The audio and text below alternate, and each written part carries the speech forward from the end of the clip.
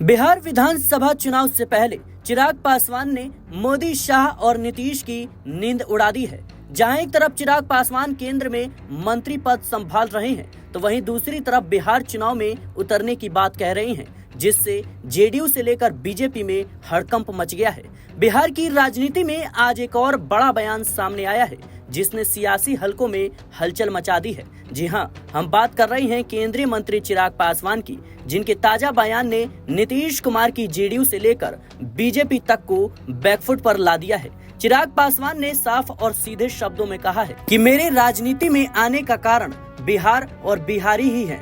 मेरे पिता रामविलास पासवान की सोच दिल्ली की राजनीति थी, लेकिन मैं बिहार के लिए काम करना चाहता हूं। चिराग पासवान के इस बयान से बिहार की राजनीति में दो बातें साफ होती हुई देखी जा रही है। पहली कि अब चिराग पासवान खोलकर बिहार में अपनी जमीन मजबूत करने में जुट गए हैं। दूसरी तरफ एनडीए में सीट शेयरिंग और नेतृत्व को लेकर पेच उलझ सकता है।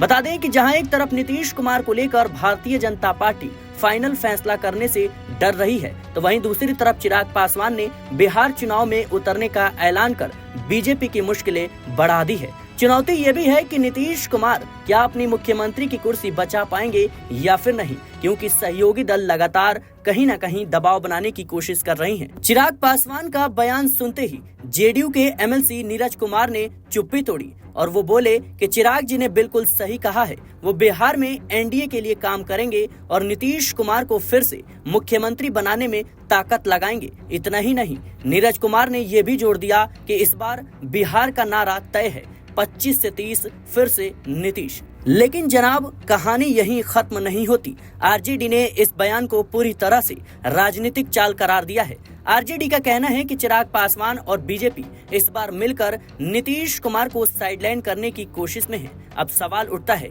कि क्या चिराग पासवान वाकई नीतीश कुमार को ताकत देंगे या फिर एनडीए में दिख रही ये एकता चुनाव के करीब आते ही टूट जाएगी। जहां एक तरफ विधानसभा चुनाव में बीजेपी अपनी पूरी ताकत लगाने की कोशिश में है, तो वहीं उसके सहयोगी अब मुश्किलें बढ़ाते हुए नजर आ रहे हैं। कोई सीएम चेहरे को लेकर तो कोई सीट शेयरिंग को लेकर। फिलहाल के लिए इस रिपोर्ट में इतना ही। Bureau report, media 24/7, Delhi.